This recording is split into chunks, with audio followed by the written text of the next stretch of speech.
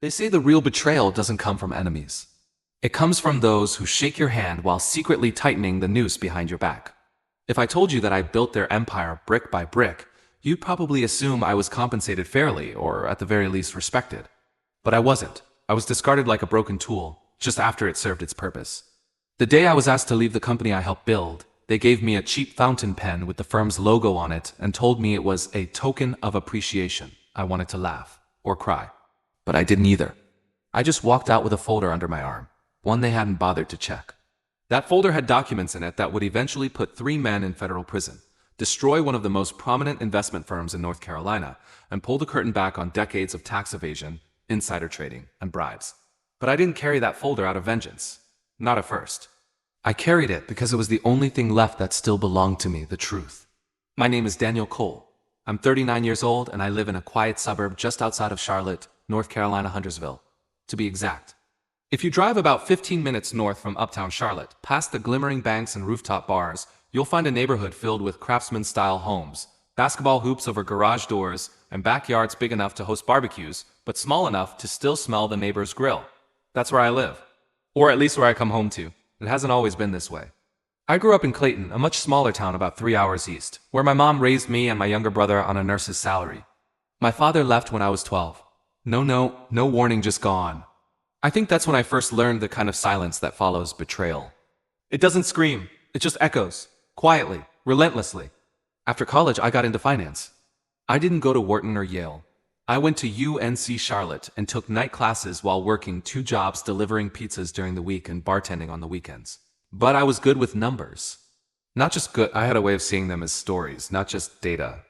That's what caught the attention of James Halberd. At the time, he ran a small investment advisory firm in Dilworth. He saw something in me, potential, maybe, or just a willingness to grind harder than anyone else. He gave me a chance. Within 5 years, I was handling portfolios worth 7 figures. Within 10, I was his right-hand man. The firm grew. We rebranded from Halberd Associates to Halberd Cole Investments. That wasn't a ceremonial name. I had equity, at least on paper. But if I'm being honest, I didn't pay much attention to the fine print back then.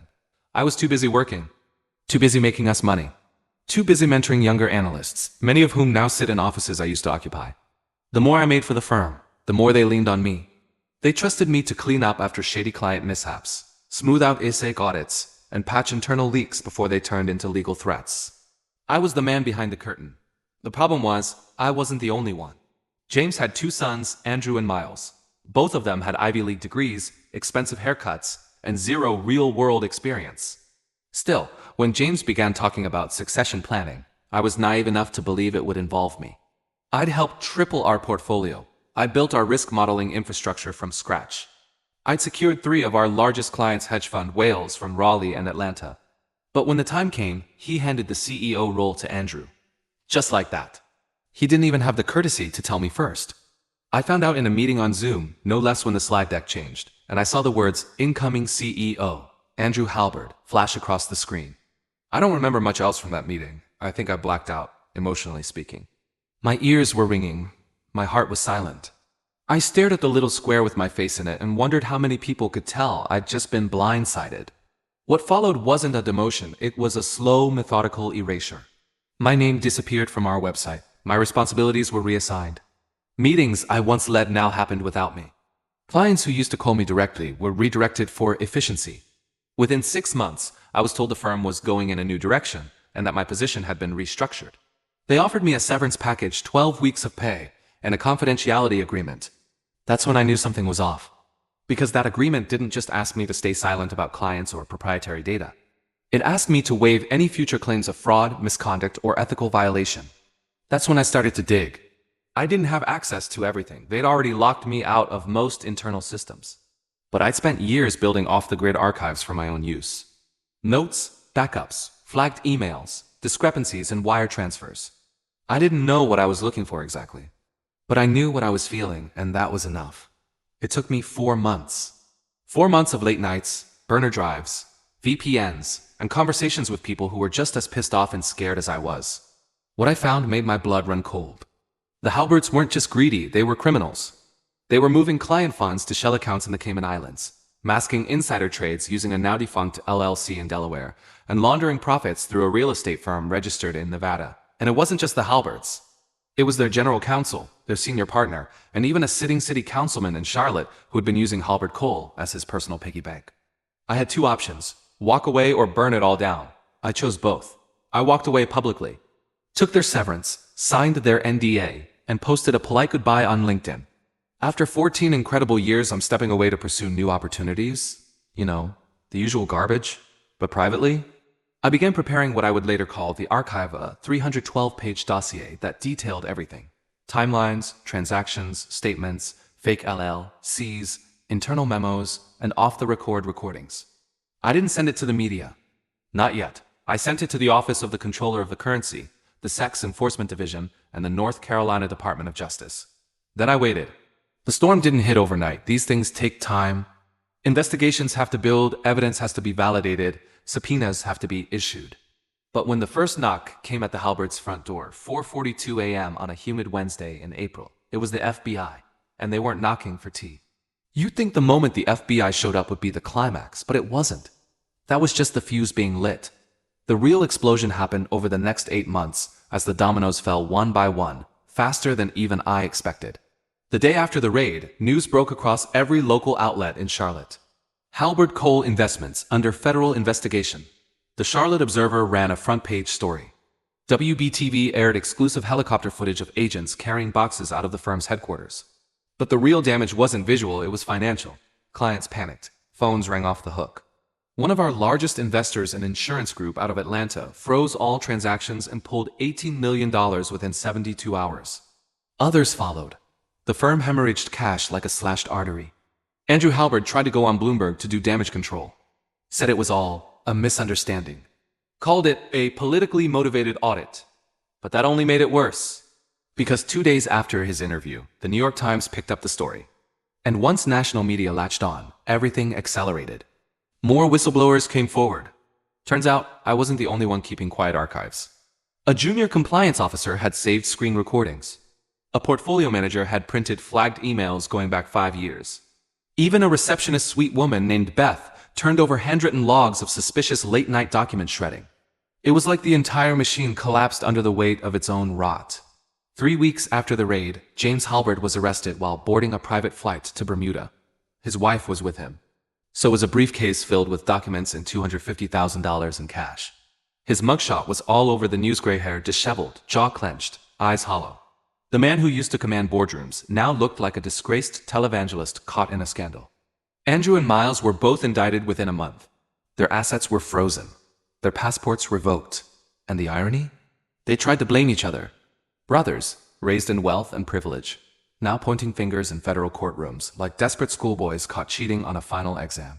I watched every hearing. Not from the gallery, but online, quietly, from my living room.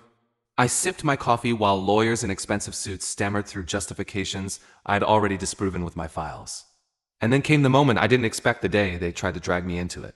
They alleged I had full knowledge of certain accounts, that I'd approved transactions under pressure. They didn't name me publicly at first, but a reporter from WRAL reached out for comment. That's when I knew they were laying the groundwork. They wanted me implicated just enough to muddy the water, to confuse the public, to create doubt. I remember sitting at my dining room table, staring at that reporter's email. My hands weren't shaking. My heart wasn't racing. I was calm.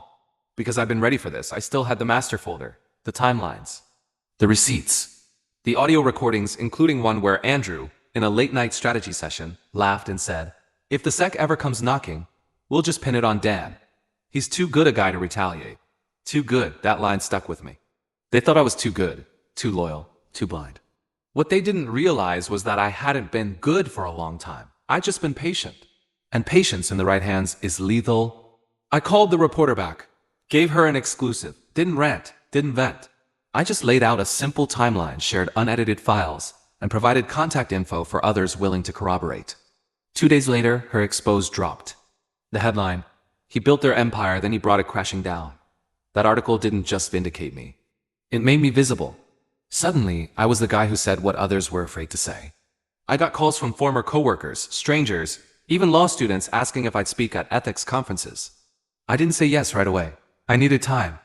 Not to recover, but to feel again. Because what no one tells you about justice is how empty it can feel. Yes, I'd exposed the corruption. Yes, I'd taken down a firm that built its fortune on deceit. But I still lost years. I lost friendships. I lost sleep. I lost parts of myself I'll probably never get back. I had dinner alone for months, even though people said I was brave. I still woke up at 3 a.m. hearing Andrew's voice in my head. He's too good to retaliate, like some kind of curse. But slowly, things changed. I started sleeping again. I took long walks around Lake Norman, sometimes just to watch the water move. I took my nephew to his first Panthers game. I began teaching financial literacy at a community center downtown. Not because I wanted applause, but because I knew what it meant to have no one explain the rules.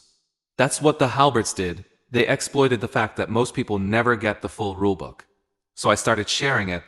Then, 6 months after the final trial, after James was sentenced to 11 years in federal prison, Andrew to 7 and Miles to 4, I got a letter. Handwritten, no return address, but I recognized the penmanship.